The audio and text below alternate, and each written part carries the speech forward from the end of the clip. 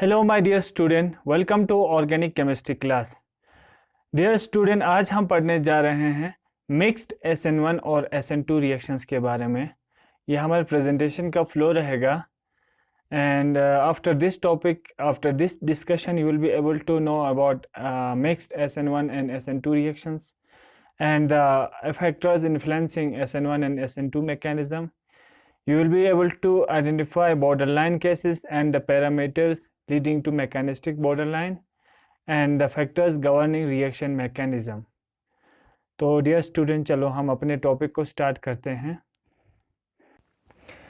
तो dear student, अभी तक हमने डिस्कस किया SN1 क्या होता है, SN2 क्या होता है। दोनों में एक चीज़ कॉमन थी, ठीक है। दोनों में कॉमन क्या थी कि एक इलेक्ट्रॉन रिच स्पीशीज आता था जिसको हम न्यूक्लियोफाइल कहते थे। वो दोनों केसेस में SN1 और SN2 दोनों केस में वो इस कार्बन पे क्या करता था, अटैक करता था। या वो कार्बन क्या होता था, पॉजिटिवली चार्ज होता था फुली, या वो पार्शली पॉजिटिवली चार्ज होता था। तो ये इलेक्ट्रॉन रिच स्पीशीज इस पे अटैक कर सकते थे या इस पे, ठीक है। तो न्यूक्लियोफिलिक सब्स्टिट्यूशन में यही हो रहा था। जब यहाँ अटैक करते हैं तो यहाँ से एक ग्रुप निकल जाता था जिसको हम लीविंग ग्रुप कहते थे। तो यही चीज़ कॉमन थे, यानी electron rich species electron deficient carbon पे अटैक करते थे। वो इलेक्ट्रॉन डिफिशिएंट कार्बन या तो टोटली पॉजिटिव चार्ज होता था, कार्बोकेटाइन होता था, या वो पार्शियली पॉजिटिव चार्ज होता था। और दोनों केस में एक ग्रुप आता था जिसको हम न्यूक्लियोफाइल कहते थे और एक ग्रुप जाता था जिसको हम लीविंग ग्रुप कहते हैं। और जहाँ पे एक रियल कार्बोकेटाइन बनते थे उस मैकेनिज्म को हमने क्या नाम दिया था, SN1। और जहाँ पे एक पार्शियली पॉजिटिवली चार्ज कार्बन पे अटैक करते थे उस मैकेनिज्म को दिया था SN2। क्योंकि SN1 मैकेनिज्म था मोर देन वन स्टेप में हो रहा था। फर्स्ट स्टेप में आपका कार्बोकेटाइन बनता था, फिर सेकंड स्टेप में आपका इस कार्बोकेटाइन पे न्यूक्लियोफाइल का अटैक करता था, ठीक है। तो ये टू स्टेप प्रोसेस था और इसमें हमने ये देखा कि जो है ये फर्स्ट ऑर्डर काइनेटिक्स को फॉलो करते हैं, इसलिए इसका नाम क्या दिया था, यूनिमोलिकुलर न्यूक्लियोफिलिक सब्स्टिट्यूशन रिएक्शन। जबकि सेकंड SN2 में क्या था कि SN2 में बॉन्ड मेकिंग और जो बॉन्ड ब्रेकिंग था वो प्रोसेस दोनों क्या हो रहा था, साइमल्टेनियसली हो रहा था। और इसके रेट डिटरमाइनिंग स्टेप में आपका nucleophile as well as substrate दोनों पार्टिसिपेट करते थे। तो उसका ऑर्डर क्या था, सेकंड ऑर्डर था, इसलिए उसको कहा था by molecular nucleophilic substitution reaction, ठीक है। और इसमें क्या था कि यही मॉलिक्यूलरिटी SN1 में मॉलिक्यूलरिटी क्या था, नंबर ऑफ रिएक्टेंट एक ही था, वही रेट पे असर करता था, इसलिए वो फर्स्ट ऑर्डर था।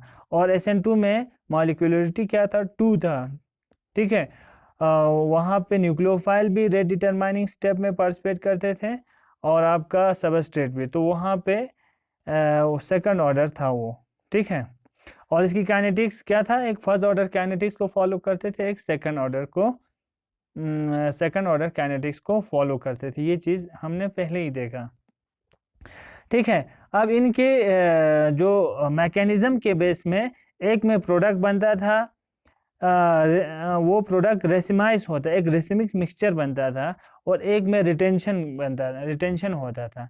SN2 में क्या हो रहा था, SN2 में पॉसिबिलिटी इस कार्बन के इस साइड में लिविंग ग्रुप होता था, यहाँ पे दूसरे ग्रुप होते थे, और जो इनकमिंग न्यूक्लियोफाइल है उसके लिए और कोई जगह नहीं बचता था, क्योंकि बैक साइड से जहाँ से लिविंग ग्रुप जाता था उसके लिए कोई और जगह नहीं था।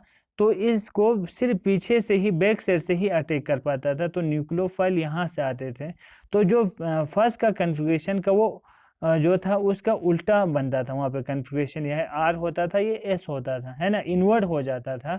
इसलिए इसको हमने ये कहा था कि इसमें जो प्रोडक्ट बनते थे इन्वर्टेड प्रोडक्ट बनते हैं। SN2 में कौन से प्रोडक्ट बनते हैं, इन्वर्टेड प्रोडक्ट बनते हैं, ठीक है, इन्वर्जन जिसको हम बोलते हैं, ठीक।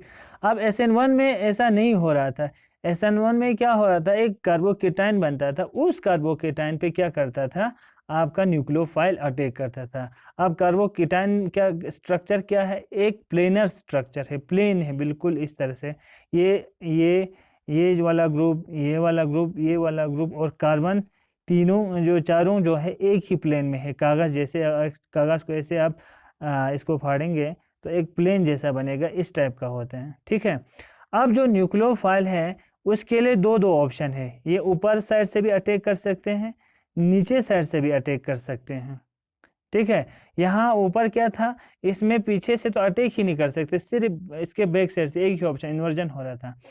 अब यहाँ पे क्या है आपका, से फॉर एग्जांपल एक्स ऐसे था लिविंग ग्रुप, यहाँ से ये यहाँ से निकल गया लिविंग ग्रुप, जहाँ लिविंग ग्रुप था अगर उसी साइड से ही आपका न्यूक्लियोफाइल अटैक करते हैं तो क्या हुआ, रिटेंशन इन कन्फिग्रेशन हुआ। अगर इसके पीछे से बैक साइड यानी नीचे से जहाँ से लिविंग ग्रुप निकल गया था, इसके अपोजिट एंड से अगर ये न्यूक्लियोफाइल अटैक करते हैं तो वहाँ पे क्या हो जाएगा, इन्वर्जन होगा।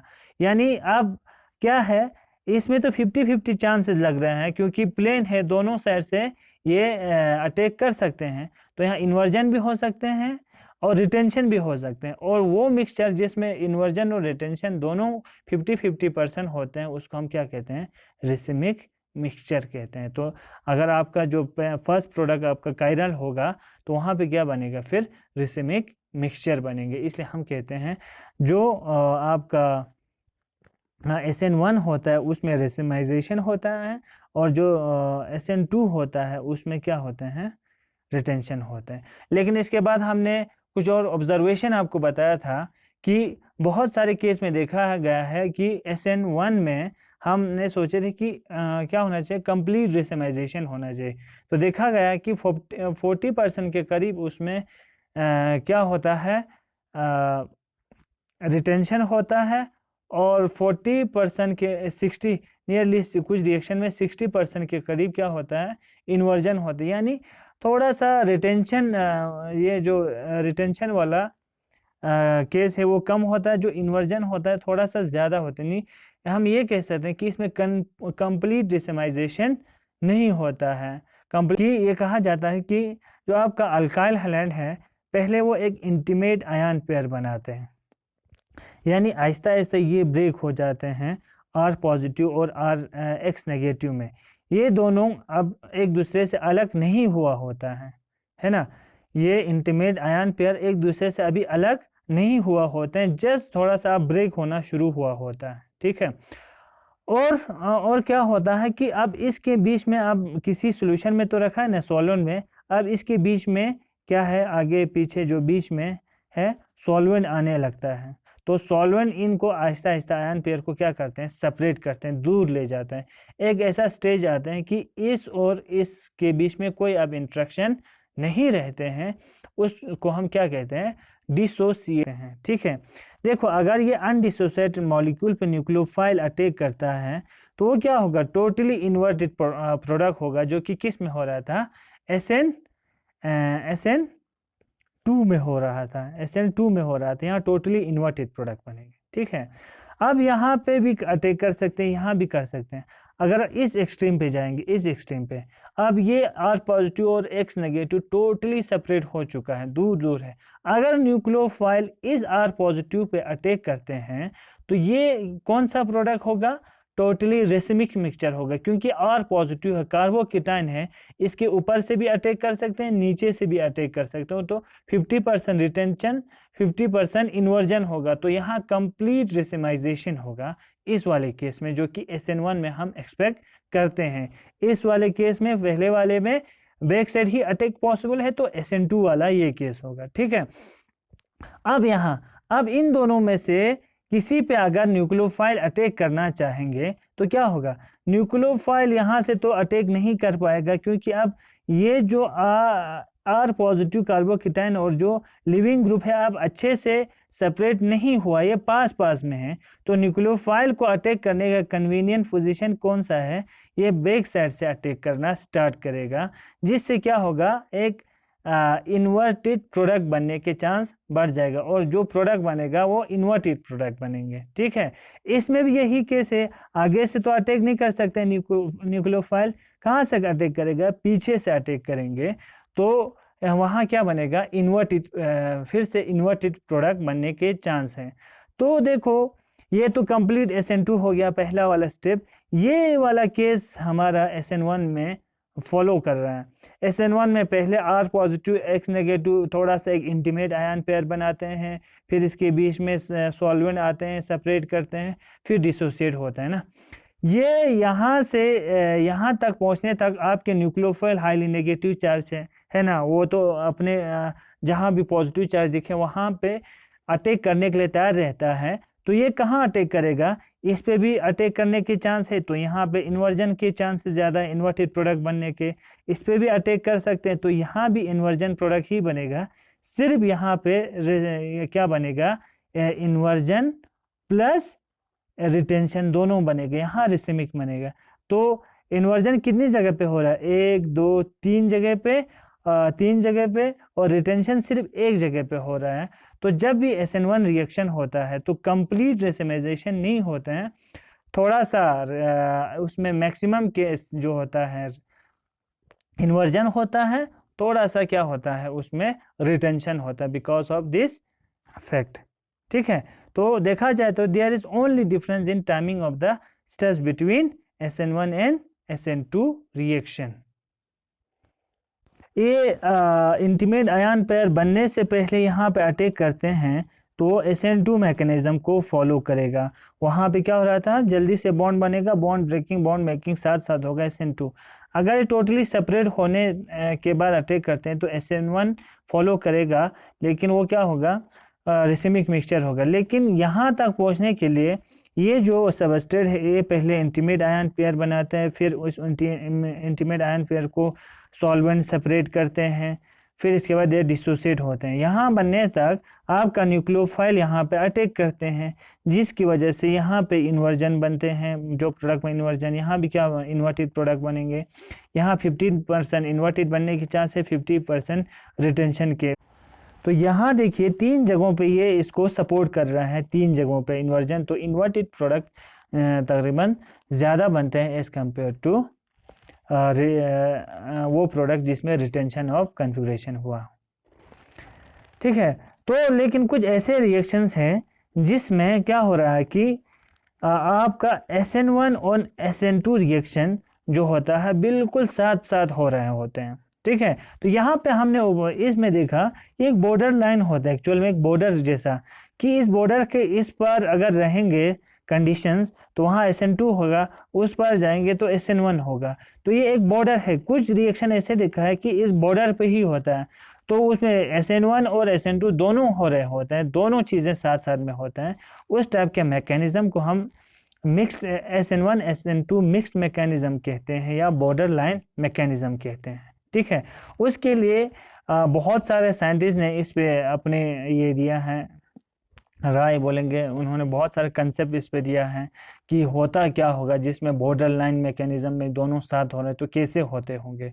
तो ये कहा जाता है कि जैसे ये अल्काइल हैलाइड है, आपका सबस्ट्रेट है, ये पहले एक इंटरमीडिएट आयन पेयर बनाते हैं, फिर ये डिसोसिएट होके प्रोडक्ट बनाते हैं। ठीक है, तो अगर आपका जो रिएक्शन हो रहा है उसमें जो ये वाला स्टेप है K1 वाला, ठीक है, यही वाला ये वाला स्टेप रेट डिटरमाइनिंग स्टेप है, तो वो SN1 रिएक्शन होगा। क्यों? क्योंकि वो सिर्फ किस पे डिपेंड कर रहे हैं, फॉर्मेशन ऑफ कार्बोकेटाइन पे। लेकिन ऐसा नहीं हो रहा है, ये बिल्कुल बन रहा है, एकदम से ख़त्म हो रहा है और सीधे प्रोडक्ट बन रहा है, यानी अल्काइल हैलाइड से ये डिस्ट्रॉय हो, ये इसको हम बोलेंगे डिस्ट्रक्शन हो रहा है और सीधे प्रोडक्ट बन रहा है। इसका मतलब क्या हुआ कि इसी अल्काइल हैलाइड पे शायद न्यूक्लियोफाइल ने एकदम से अटैक किया, इसको बनने का मौका नहीं दिया, डिस्ट्रॉय कर दिया और यहाँ प्रोडक्ट बने। तो उस समय कहते हैं कि SN2 मैकेनिज्म फॉलो होता है। ठीक है, और किसी मैकेनिज्म में जब इसका rate of formation of this intermediate ion pair and rate of destruction of this ion pair same होता है, इक्वल होता है, तो वहाँ पे SN1 और SN2 रिएक्शन दोनों को ऑब्जर्व किया है, दोनों साथ साथ होते हैं। ठीक है, इसको समझने के लिए सिंपल सा एक एग्जाम्पल लेंगे बेंजाइल क्लोराइड का। ठीक है, तो ये बॉर्डर लाइन मैकेनिज्म को फॉलो करते हैं, ये बेंजाइल क्लोराइड। इसको समझने के लिए थोड़ा सा इसको हम इसके रिएक्शन को करते हैं, इससे आइडिया हो जाएगा। ठीक है, तो इसकी सोलोलिसिस जब हम करते हैं बेंजाइल क्लोराइड की, तो बेंजाइल क्लोराइड का क्या स्ट्रक्चर है? ये आपका बेंजाइल क्लोराइड, ठीक है। तो ये आपका बेंजाइल क्लोराइड है, CH2Cl होगा, ये बेंजाइल ग्रुप होगा, इस पे क्लोराइड आया तो बेंजाइल क्लोराइड है। अगर इस पे हमें सोलोलिसिस करने से एक्वस सॉल्यूशन में वाटर से इसका रिएक्शन करना है तो यहाँ पे इजीली एक पार्शियल पॉजिटिव चार्ज आएगा, है ना, क्योंकि यहाँ पे highly stabilized by this benzene ring, तो वाटर इजीली यहाँ अटैक करते हैं, उसी समय यहाँ से क्लोरीन निकल जाते हैं, तो यहाँ पे प्रोडक्ट बनेगा। वो कौन से मैकेनिज्म को फॉलो करेगा? SN2 मैकेनिज्म को, और ये ऑब्जर्व किया गया है कि ये सिर्फ SN2 मैकेनिज्म को फॉलो करते हैं, क्योंकि इसमें जो प्रोडक्ट ऑब्जर्व किया है वो इन्वर्जन प्रोडक्ट होता है, तो ये क्या है? SN2 मैकेनिज्म को फॉलो करता है, ठीक है। और इन्होंने क्या किया, अब इसी बेंजीन रिंग पे क्या किया, यहाँ पे लगा दिया कुछ इलेक्ट्रॉन विड्रॉइंग ग्रुप। क्या लगा दिया? इलेक्ट्रॉन विड्रॉइंग ग्रुप लगा दिया। से आपका नाइट्रो ग्रुप है, ठीक है, ये वाटर है, ठीक। अब यहाँ पे जो कार्बोकेटाइन जो बनेगा, यहाँ पार्शियली पॉजिटिव चार्ज बनेगा, यहाँ पे नाइट्रो क्या है? इलेक्ट्रॉन विड्रॉइंग ग्रुप, ये रेजोनेंस के जरिए यहाँ पे इलेक्ट्रॉन को क्या करेगा? विड्रॉ करेगा। जब ये विड्रॉ करेगा तो ये कार्बोकेटाइन जो बन रहा है, पार्शियली पॉजिटिव चार्ज कार्बोकेटाइन जो बन रहा है, वो हाईली क्या होगा? अनस्टेबल होगा, हाईली अनस्टेबल होगा। तो यहाँ पे सबसे बेस्ट यही है कि यहाँ से जल्दी से वाटर अटैक करे, उसी समय यहाँ से क्या करें? लिविंग ग्रुप क्लोराइड ग्रुप है वो निकल जाए, क्योंकि जो कार्बोकेटाइन अगर अलग से बन जाता है तो हाईली अनस्टेबल है because of this electron withdrawing group. तो यहाँ कौन से रिएक्शन मैकेनिज्म को फॉलो करेगा? SN2 मैकेनिज्म को फॉलो करेगा, ठीक। क्यों? क्योंकि यहाँ पे इलेक्ट्रॉन विड्रॉइंग ग्रुप इनको क्या कर रहे हैं? इस पॉजिटिव चार्ज को डिस्टेबलाइज कर रहे हैं, तो उससे अच्छा है कि जल्दी जल्दी वहाँ से एक आए एक निकल जाए, वो न्यूट्रल ही रहे, ठीक है। तो यहाँ अगर नाइट्रो की जाए इससे कम वाला क्लोराइड लगाते हैं, तब भी वहाँ पे क्या फॉलो हो रहा था? SN2 मैकेनिज्म, क्योंकि इलेक्ट्रॉन विड्रॉइंग ग्रुप है क्लोराइड भी। फिर उन्होंने यहाँ पे मिथाइल ग्रुप को लगाना शुरू किया, यहाँ मिथाइल ग्रुप। अब इस बेंजाइल पे क्या लगा दिया? मिथाइल ग्रुप को लगा दिया, यही बेंजाइल क्लोराइड पे अब मिथाइल ग्रुप को लगा दिया। तो ऑब्जर्व किया कि इन्होंने अब इसमें क्या स्टार्ट हो गया? यहाँ स्टार्ट होने लगा SN1 रिएक्शन। SN1 क्यों हो गया? SN1 इसलिए हो गया क्योंकि जो यहाँ क्लोराइड यहाँ से पहले अगर क्लोराइड निकल जाते हैं तो यहाँ CH2 पे कौन सी चार्ज आएगा? पॉजिटिव चार्ज है, बेंजाइल कार्बोकेटाइन बनेगा। सब में यही बनना था, लेकिन इसमें अनस्टेबल था, यहाँ का बेंजाइल कार्बोकेटाइन बनेगा। इस बेंजाइल कार्बोकेटाइन को ये बिकॉज ऑफ हाइपर कंजुगेशन क्या करेगा? फर्दर स्टेबलाइज करेगा। तो यहाँ क्या बन रहा है? कार्बोकेटाइन बनने लगा। तो यहाँ कार्बोकेटाइन की वजह से क्या हो रहा था? ये SN1 मैकेनिज्म यहाँ से होना शुरू होने लगा। हालांकि यहाँ फिर भी क्या हो रहा था? SN2 भी हो रहा था। तो SN1 भी होने लगा और SN2 भी होने लगा इस समय, ठीक है, दोनों साथ साथ होने लगा, क्योंकि कुछ फैक्टर इसको SN1 के लिए ये फेवर कर रहे हैं, कुछ फैक्टर इसको SN2 के लिए फॉलो कर रहा है। तो SN1 SN2 दोनों इजीली हो रहा था यहाँ पे, ठीक है। जब इन्होंने कंप्लीटली चेंज किया इस इलेक्ट्रॉन डोनेटिंग ग्रुप को, मिथाइल की जगह इन्होंने अब यहाँ पे क्या लगा दिया? CH2Cl, इसकी जगह OCH3 लगाया, मिथाऑक्साइड ग्रुप, जो हाईली इलेक्ट्रॉन डोनेटिंग ग्रुप है। यानी ये रेजोनेंस के जरिए इजीली अपने इलेक्ट्रॉन डोनेटिंग ग्रुप को यहाँ दे सकते हैं। यहाँ अगर कार्बोकेटाइन बनता है तो फर्दर इसको स्टेबलाइज कर सकता है। तो यहाँ कार्बोकेटाइन इजीली बनेगा, और जहाँ कार्बोकेटाइन इजीली बनते हैं वहाँ क्या होते हैं? SN1 रिएक्शन होता है। और तो यहाँ देखने लगा इन्होंने, अब अच्छे से SN1 होने लगा, ठीक है। तो उन्होंने कहा जो मिथाइल ग्रुप है ना, ये पैरा ग्रुप पे दिया इन्होंने, पैरा मिथाइल बेंजाइल क्लोराइड जो है एक बॉर्डर लाइन मैकेनिज्म को फॉलो करता है, क्योंकि वहाँ SN1 और SN2 रिएक्शन हो रहा था। तो उन्होंने ये ऑब्जर्व किया, इलेक्ट्रॉन विड्रॉइंग ग्रुप को जब लगाया तो SN2 रिएक्शन को अच्छे से फॉलो करने लगा।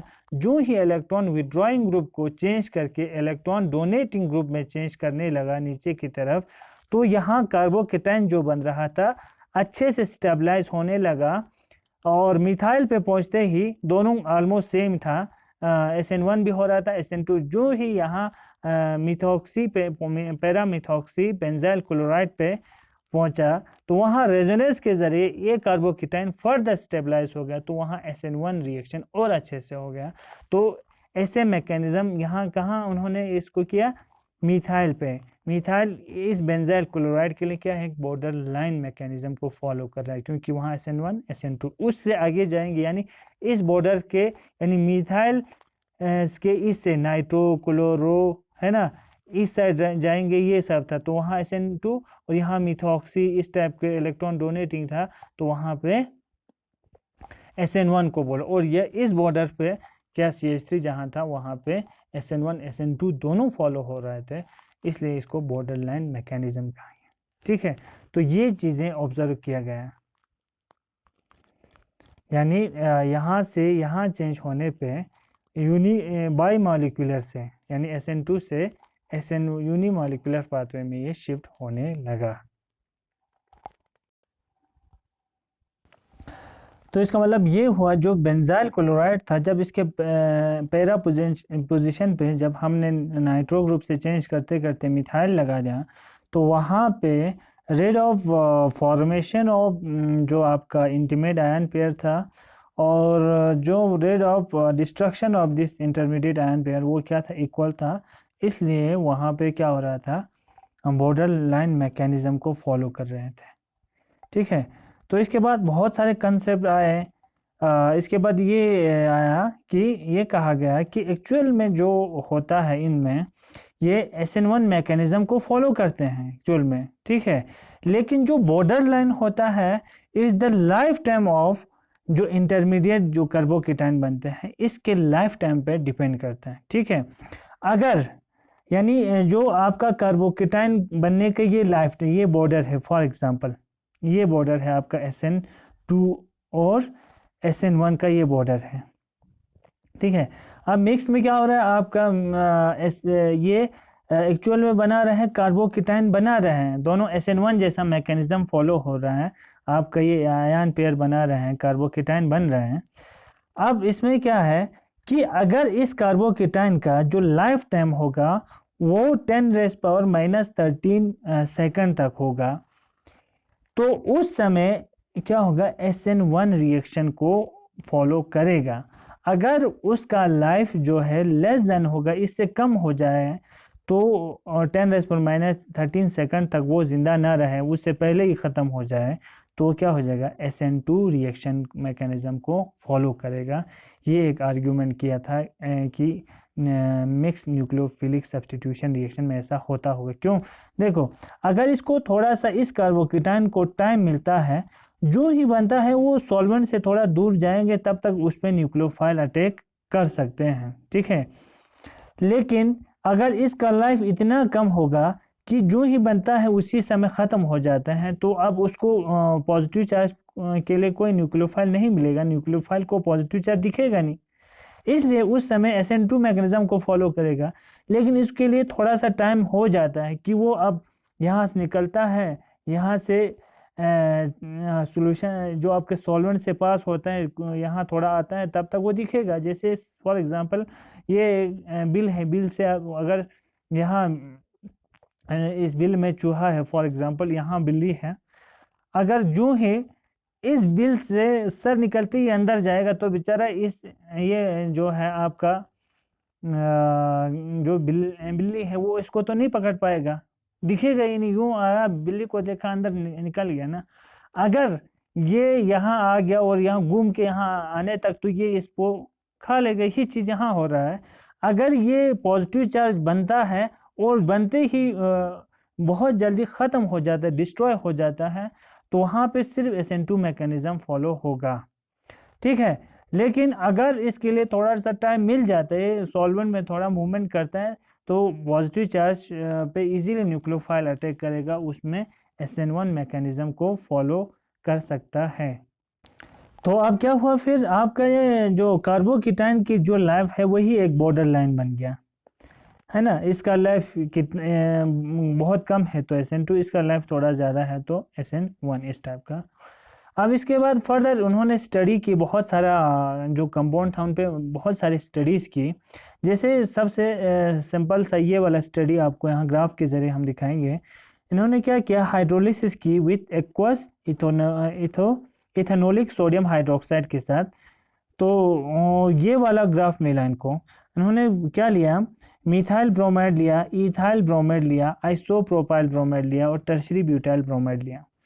मिथाइल ब्रोमाइड है, ठीक है, टोटली ये मिथाइल ब्रोमाइड कोई हिंड्रेंस नहीं है, हिंड्रेंस फ्री है।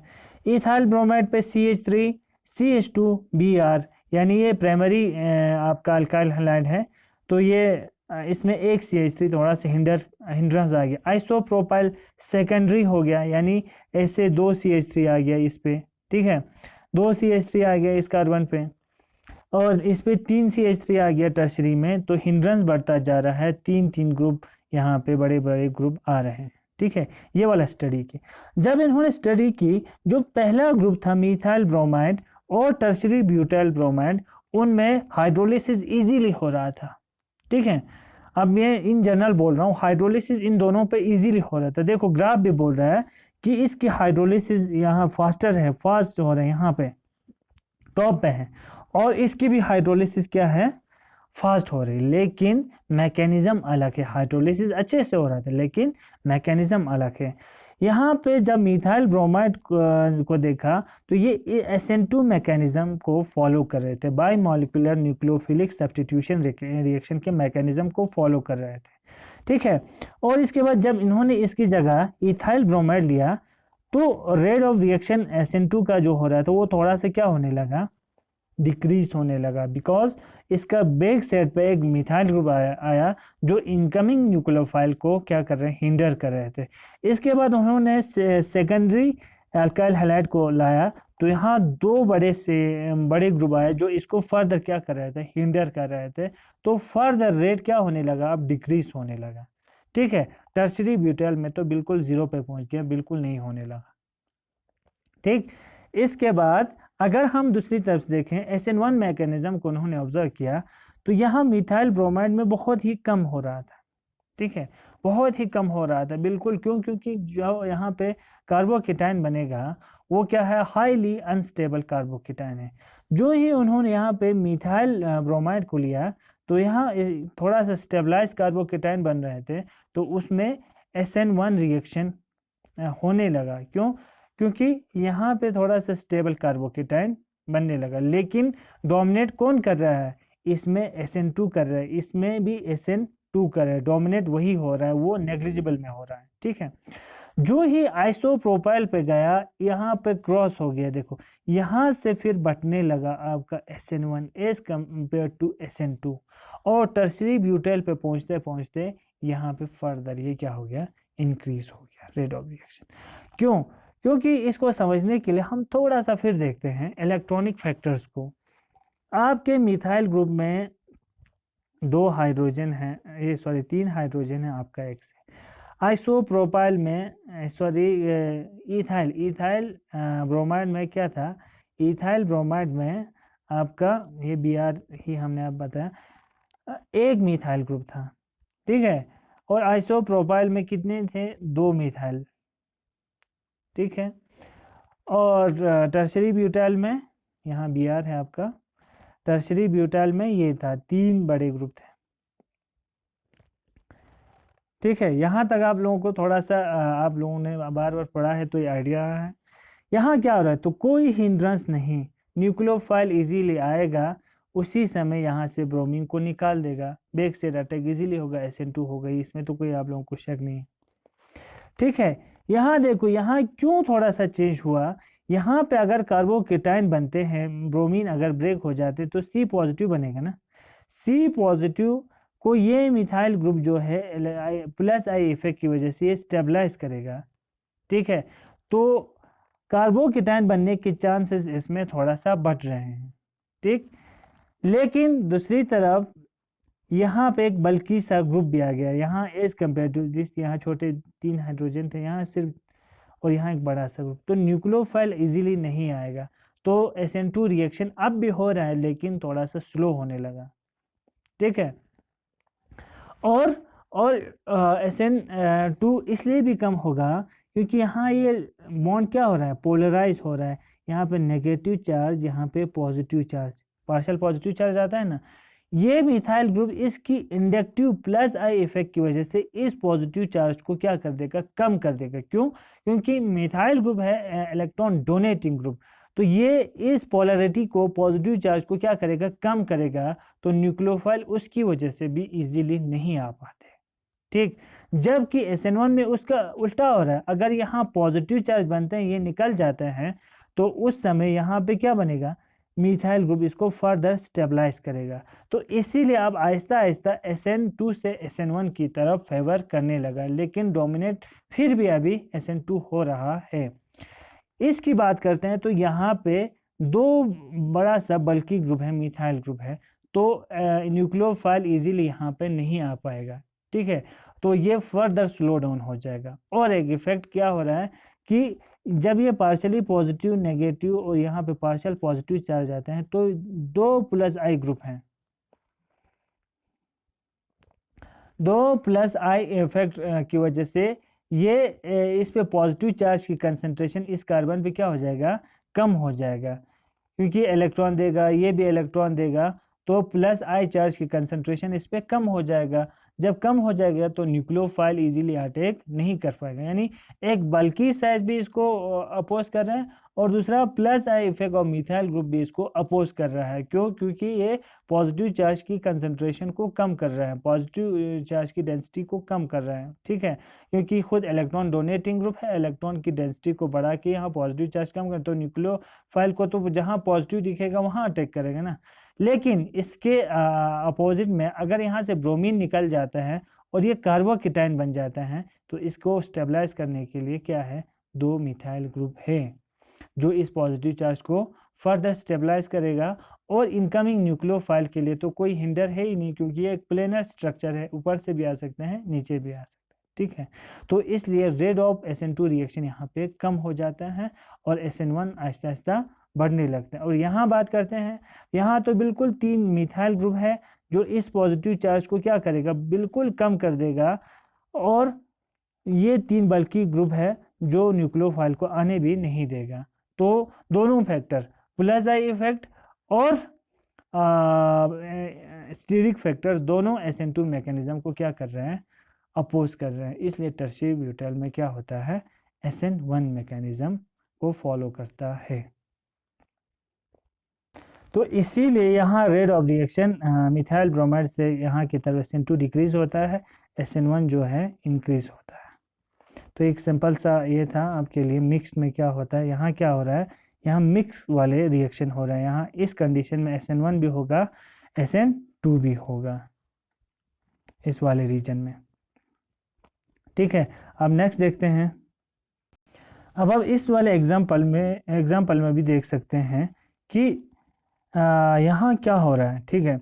यहाँ पे जो मिथाइल क्लोराइड को SN2 कंडीशन में इनकी रिएक्शन करवाया ब्रोमाइड के साथ, यानी SN2 condition means less polar solvent रखा, आपको एक अच्छा सा न्यूक्लियोफाइल रखा, तो वो कंडीशन सब किसको फेवर करते हैं, SN2 मैकेनिज्म को।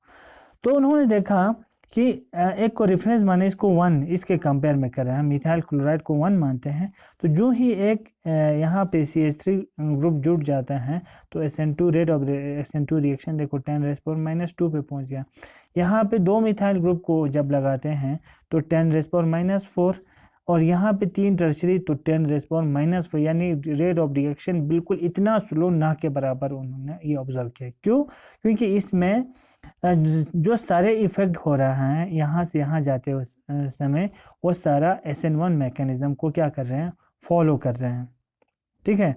तो मैंने अभी कहा कि यहाँ पे जो पार्शियल पॉजिटिव चार्ज बनना था वो क्या कर रहे हैं, ये इंडक्टिव इफेक्ट की वजह से लेस पोलराइज हो रहा है ना। जैसे यहाँ पे CH3, यहाँ पे पार्शियल पॉजिटिव चार्ज था, यहाँ पे ये क्लोराइड था, ब्रोमाइड को यहाँ अटैक करना था, ठीक है। लेकिन ये इस पॉजिटिव चार्ज को क्या करते हैं, थोड़ा सा इसको कम करा देते हैं। कम करने से क्या होता है, यहाँ पॉजिटिव चार्ज यहाँ पे कम हो जाता है। जब यहाँ पॉजिटिव चार्ज कम होगा तो ब्रोमाइड यहाँ पे इजीली अटैक नहीं करेगा, ठीक है। लेकिन इसकी जगह यहाँ अगर कार्बोकेटाइन बनते हैं तो यहाँ क्या है, CH3 है, ठीक है। अगर यहाँ कार्बोकेटाइन बनते हैं तो ये क्या है, थोड़ा सा स्टेबल है। क्यों?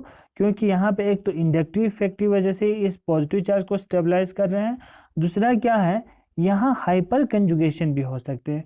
तो 3 हाइड्रोजन है तो 3 कैनोनिकल स्ट्रक्चर बनेंगे। जितना कैनोनिकल स्ट्रक्चर बनेंगे, जितना हाइपर कंजुगेशन हो जाएगा, उतना ही वो ज़्यादा स्टेबल होता है। तो कार्बोकेटाइन जहाँ बनेगा वहाँ SN1 होगा, तो इसलिए यहाँ की तरफ SN1 रिएक्शन जो होता है वो अच्छे से होते हैं और फास्ट होते हैं, ठीक है।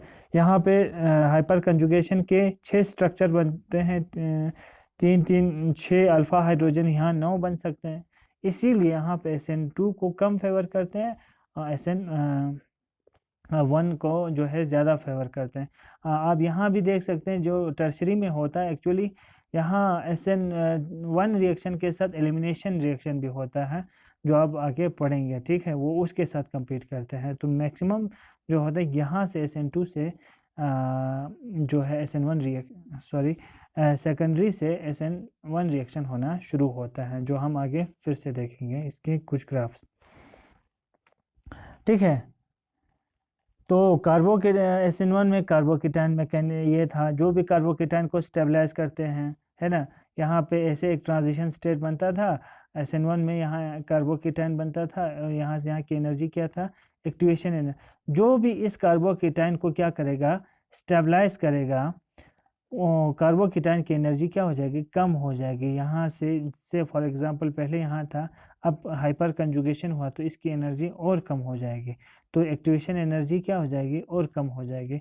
तो जितना यहाँ रेजोनेंस होगा, एक्टिवेशन एनर्जी उतना कम हो जाएगा, तो रेट ऑफ रिएक्शन उतना ही फास्ट हो जाएगा वाया SN1, है ना, बिकॉज ऑफ इंडक्टिव और hyper conjugative effect of the methyl group की वजह से। और स्टीरिक फैक्टर SN1 में नहीं आता है। क्यों? क्योंकि वहाँ पे कार्बोकेटाइन बनते हैं जो कि sp2 हाइब्रिडाइज्ड होते हैं, और कार्बन के ऊपर और नीचे क्या होता है, दोनों फ्री स्पेस होता है, वहाँ कोई हिंड्रेंस नहीं होता, आगे से और पीछे बैक साइड से दोनों से यहाँ अटैक कर सकते हैं। जबकि sp3 में वो फ्रंट साइड बिल्कुल बल्कि होता है, वहाँ पे क्राउडिंग होती है, वहाँ पे अटैक नहीं कर सकते। इसलिए SN1 मैकेनिज्म का जो है ये ऑर्डर रहेगा। अगर बिल्कुल वहाँ पे कोई क्राउडिंग एज होगा, क्राउडिंग नहीं तो SN2 होगा, अगर क्राउडिंग होगा तो SN1 होगा, जो हम फर्दर देखेंगे आपको, ठीक है।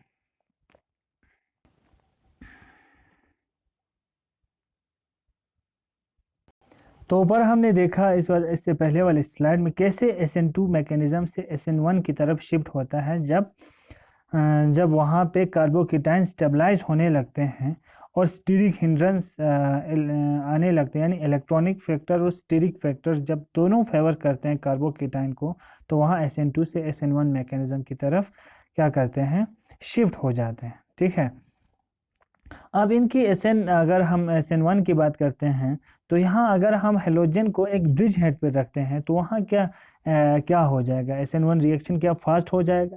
तो यहाँ देखिए, यहाँ पे इजीली हो जाएगा SN1 रिएक्शन, क्योंकि यहाँ पे ब्रोमीन निकल जाएगा, पॉजिटिव चार्ज कार्बोकेटाइन बनेगा, तो फास्ट रिएक्शन हो जाएगा, हाइड्रोलिसिस इसकी इजीली हो जाएगी। लेकिन अगर हम इस ब्रिज हेड पे देखेंगे, इस ब्रिज हेड पे ब्रोमीन है, इस ब्रिज हेड पे भी ब्रोमीन है, लेकिन यहाँ से यहाँ 2 एटम हैं, यहाँ पे इसमें यहाँ पे एक ही कार्बन है, ठीक है। यहाँ स्पेस कम है, हम बोलेंगे इन शॉर्ट, यहाँ स्पेस ज़्यादा है, यहाँ स्पेस कम है।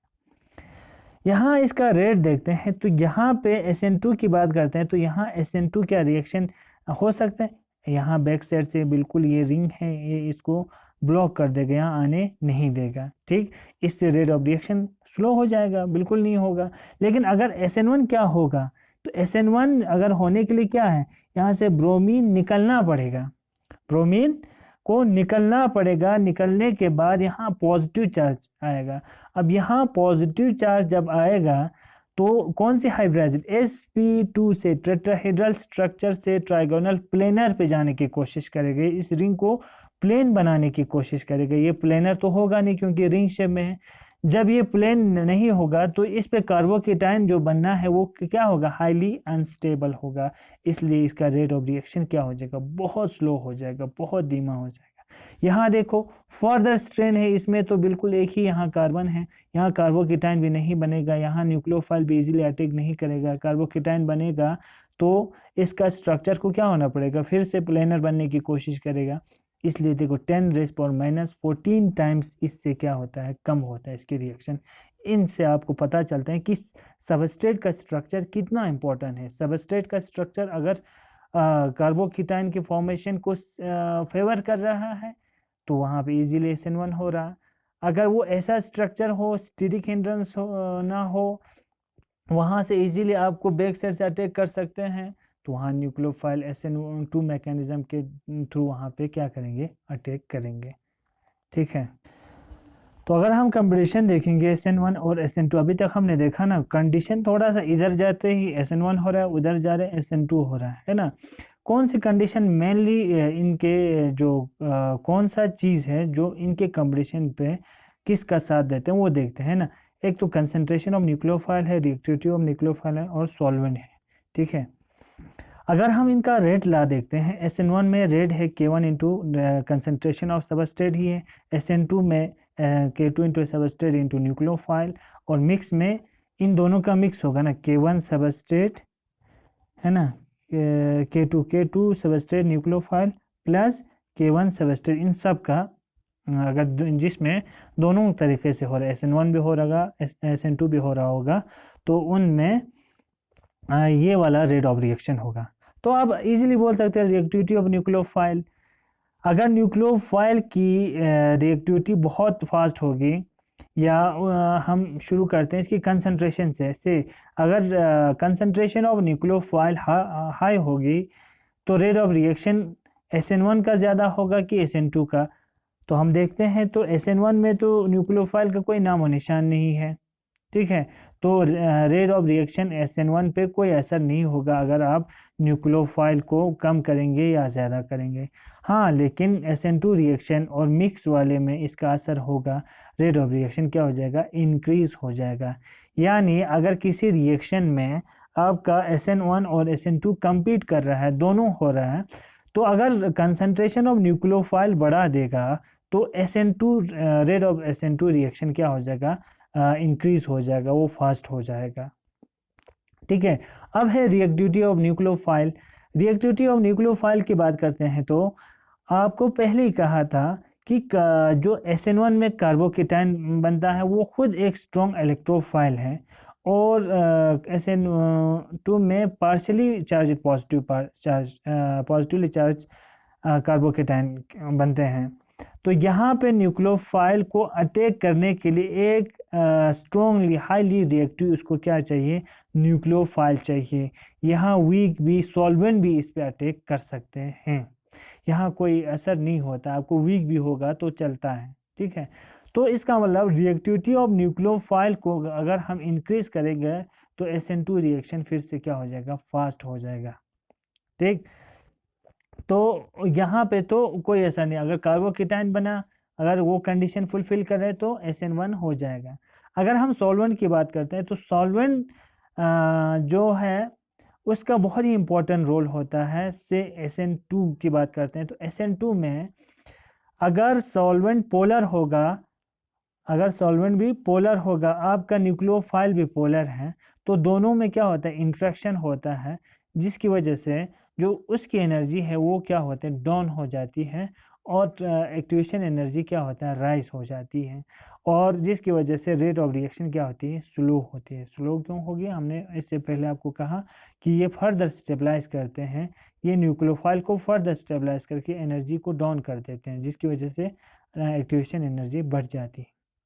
ठीक है, लेकिन इस सॉल्वेंट को अगर नॉन पोलर लेते हैं तो वहाँ पे फिर अच्छे से यहाँ रिएक्शन होती है, क्योंकि अब वो रिएक्टेंट को नहीं, अब ट्रांजिशन स्टेट को क्या करते हैं, स्टेबलाइज करते हैं। लेकिन अगर हम इनकी बात करते हैं, SN1 रिएक्शन की बात करते हैं, तो SN1 में पोलर जो सॉल्वेंट होते हैं वो रेट ऑफ रिएक्शन को इंक्रीज करते हैं। क्यों?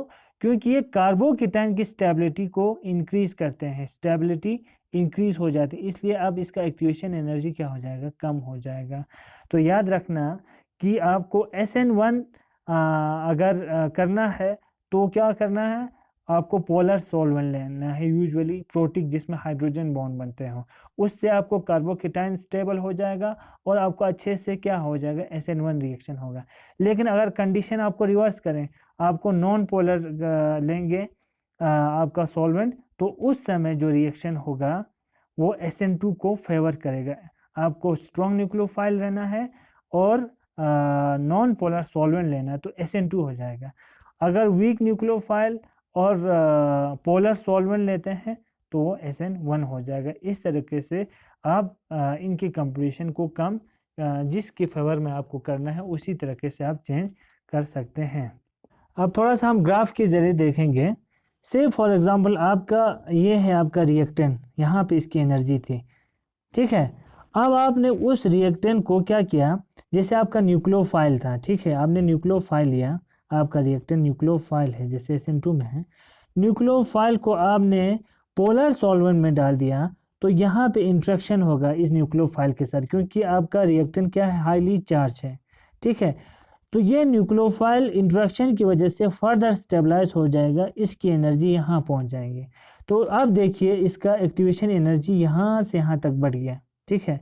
लेकिन इसी न्यूक्लियोफाइल को अगर आप क्या करेंगे, नॉन पोलर सॉल्वेंट में, ये ब्लू वाला नॉन पोलर सॉल्वेंट में लगाते हैं, तो इसकी एक्टिवेशन एनर्जी यहाँ से यहाँ तक, यानी इसकी एक्टिवेशन एनर्जी में कोई चेंज नहीं हो रहा है, ठीक है, कम हो रहा है, गैप इसके कंपेयर में कम हो रहा है, तो यहाँ इजीली रिएक्शन हो जाएगा।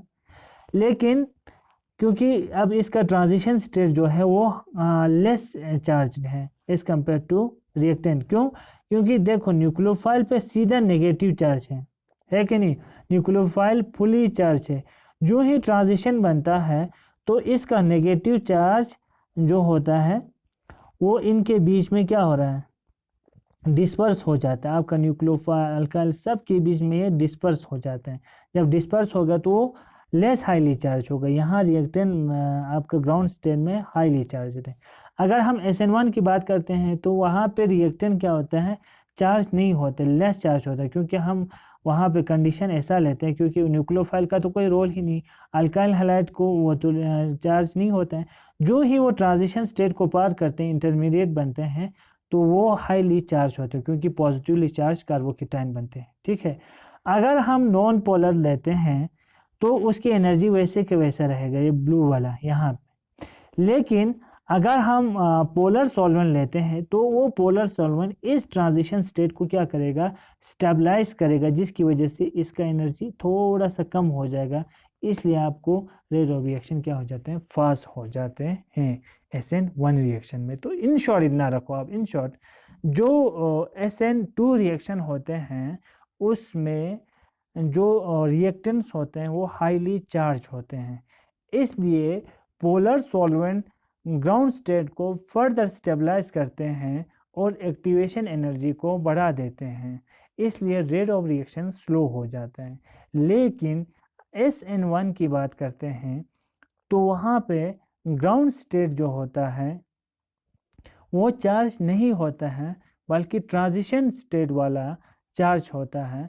तो पोलर सॉल्वेंट उस ट्रांजिशन स्टेट को फर्दर स्टेबलाइज करते हैं, उसकी एनर्जी और कम कर देते हैं, नीचे की तरफ आते हैं, एक्टिवेशन एनर्जी कम हो जाती है, रेट ऑफ रिएक्शन क्या हो जाती है, इंक्रीज हो जाती है, ठीक है। ये थोड़ा सा एक कंपैरिजन है आपके लिए कि अगर मिथाइल होगा और प्राइमरी अल्काइल हैलाइड होगा तो SN2 रिएक्शन होगा, उसमें विनाइलिक और एराइल हैलाइड होगा, ना SN1 होगा ना SN2 होगा। ये मैंने पहले वाले इससे पहले वाले क्लास में आपको पढ़ाया था।